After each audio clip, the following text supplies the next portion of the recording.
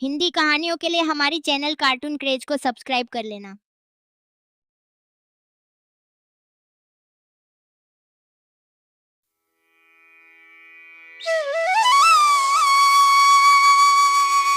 बहुत समय पहले की बात है। काशीपुर नामक एक सुंदर गांव था। गांव के पास में ही एक सुंदर नदी और चारों ओर पहाड़ों के बीच गांव का नज़ारा स्वर्ग से कम नहीं था। एक बड़ा ही धनवान आदमी काशीपुर गांव में रहता था। जैसे कि ज़्यादातर पैसे वालों को होता है, इस धनवान सेठ को भी अपने पैसों का घमंड था। काशीपुर गांव में ज़्यादातर लोग किसान थे। इन सभी किसानों के पास जितनी ज़मीन थी, उससे कई गुना ज़्यादा ज़मीन इस सेठ के पास थी। कई गरीब किसान तो इसके लिए इसके खेतों में काम करते थे। इसी गांव में हरिया नाम का एक बड़ा ही मेहनती और सच्चा किसान रहा करता था। हरिया का परिवार थोड़ा बड़ा था।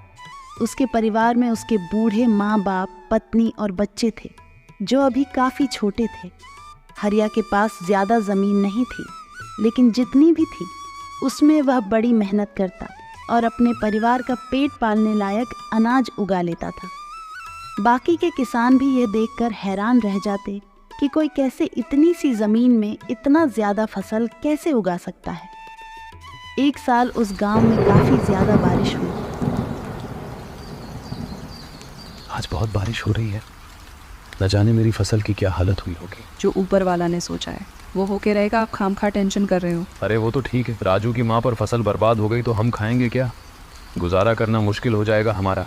जिसके चलते कई किसानों की फसलें बर्बाद हो गईं, जिनमें से एक हरिया भी था। अरे भगवान, मेरी पूरी फसल बर्बाद हो गई, अब क्या करेंगे? अब क्या करे राजू के पापा, जो हो गया सो हो गया। हम फिर से मेहनत करके फसल उगाएंगे। कोशिश करने वालों की कभी हार नहीं होती। अब हरिया धर्म संकट में पड़ गया, क्योंकि उसके परिवार में उसके अलावा कोई और कमाने वाला था नहीं, और अपने परिवार को भूखा मरते हुए वो देख नहीं सकता था। वह जानता था कि इस गांव में अगर कोई उसकी मदद कर सकता है तो वही घमंडी सेठ है, जिसने गांव के कई अन्य गरीब किसानों को या तो कर्जा दिया है या तो अपने यहाँ काम पर रखा हुआ है। हाथ पर हाथ धरे बैठे रहने के बजाय उसने इस सेठ के पास जाने का फैसला किया और एक दिन उनके पास पहुंच गया। सेठ के पास पहुंचकर हरिया बोला, सेठ जी, आपकी बहुत मेहरबानी होगी अगर आप मुझे थोड़ा सा कर्जा दे दें, जिससे मैं अपने खेतों में फिर से कोई फसल उगा सकूं, या फिर आप मुझे अपने यहाँ नौकरी दे दें ताकि मेरे परिवार को 2 वक्त का खाना मिल सके। घमंडी सेठ को उसकी इन बातों से कोई मतलब नहीं था, लेकिन गांव के सारे लोगों की तरह वह भी यह जानता था कि हरिया कितना मेहनती है और वह जिस भी खेत में काम करेगा वहां वह दोगुनी फसल उगा सकता है।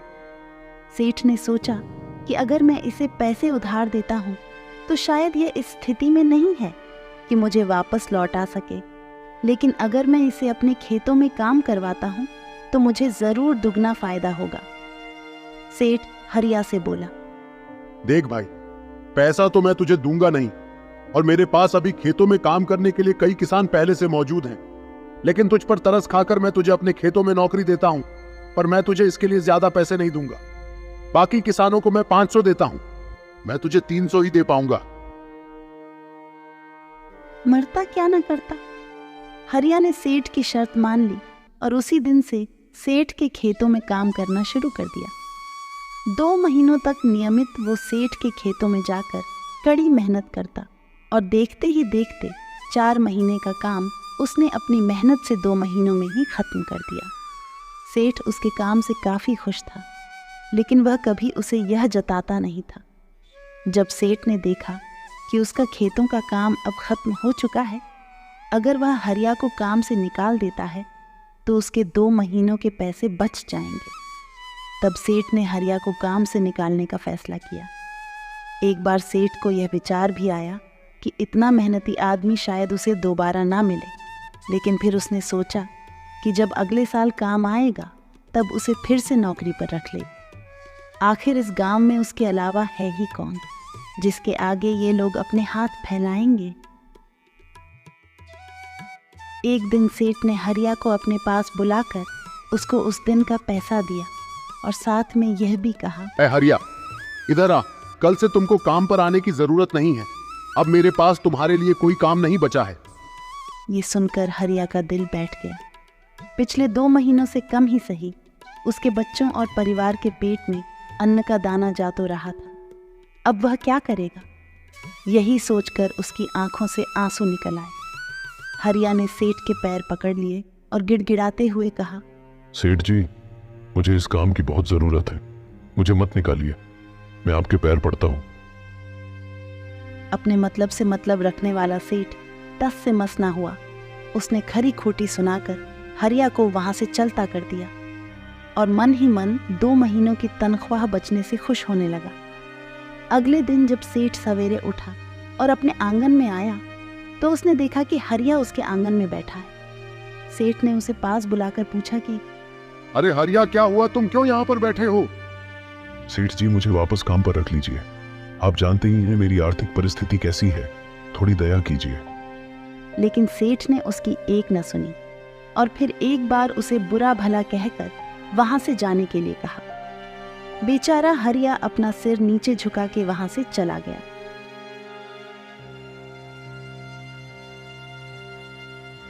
अगले दिन फिर यही घटना दोहराई गई। हरिया फिर सेठ के आंगन में बैठा था। सेठ ने फिर उसे वहां से जाने के लिए कहा। यही घटना अगले कई दिनों तक चलती रही। अब तो हरिया सेठ के हकालने पर भी वहां से नहीं जाता था और वहीं पर बैठा रहता था। एक बार सेठ ने उससे पूछ लिया, तुम कैसे आदमी हो? मैं तुम्हारा इतना अपमान करता हूँ लेकिन तुम्हें कोई फर्क ही नहीं पड़ता। बुरा तो बहुत लगता है सेठ जी, लेकिन जब घर जाता हूं और भूख से बिलखते अपने माँ बाप और बच्चों को देखता हूं, तब यह अपमान मुझे कुछ भी नहीं लगता।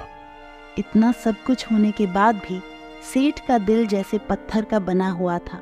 उसने हरिया को अभी तक काम पर नहीं रखा और ना ही उसका ऐसा करने का कोई इरादा था। एक दिन सेठ ने सोचा कि कुछ दिनों के लिए किसी और गांव चला जाता हूं ताकि हरिया से पीछा छुड़ा सकूं। अगले दिन हरिया के आने से पहले ही सेठ अपने परिवार को लेकर अपने किसी संबंधी के यहाँ चला गया।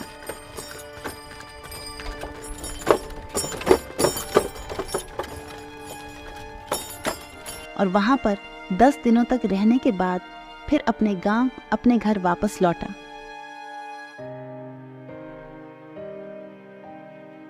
घर लौटते ही सेठ ने आसपास हर जगह नजर दौड़ाई तो पाया कि वहां पर अब हरिया नहीं था। सेठ ने सोचा, मेरी तरकीब काम कर गई। लगता है हरिया से अब पीछा छूट गया है। हालांकि अब सेठ के द्वार पर हरिया नहीं बैठा था, लेकिन हरिया का विचार अभी भी सेठ के मन में घर कर बैठा था। सेठ सोच रहा, हरिया इतनी जल्दी हार मानने वाला आदमी तो नहीं दिखता है। उसके साथ क्या हुआ होगा? क्या उसे कहीं कोई और काम मिल गया होगा या फिर और कुछ? विचारों ने सेठ को बेचैन कर दिया और आखिरकार सेठ को हरिया की खबर लेने के लिए गांव में जाने का फैसला किया। सेठ को हरिया का पता नहीं मालूम था, इसलिए अड़ोस पड़ोस के अन्य किसानों से पूछने पर पता चला कि हरिया घायल हो चुका है और अपने घर पर आराम कर रहा है। सेठ हरिया का घर का पता पूछकर उसके घर पहुंचा तो देखा कि हरिया के घर की हालत बहुत खराब है। उसका परिवार भूख से बेहाल है और वह खुद अपने हाथ पैर पर चोट के साथ एक खाट में पड़ा हुआ है। सेठ ने जब उसके घायल होने का कारण लोगों से पूछा तो सेठ को पता चला कि जब सेठ अपना घर छोड़कर किसी और गांव में गया था, तब बंद घर देखकर कुछ चोर उसके यहाँ चोरी करने आए थे, जिनको रोकने की कोशिश करते हुए हाथापाई में हरिया चोटिल हो गया था। ये सब जानने के बाद सेठ का पत्थर का दिल भी अब मोम की तरह पिघल गया। सेठ को अपने किए पर पछतावा होने लगा।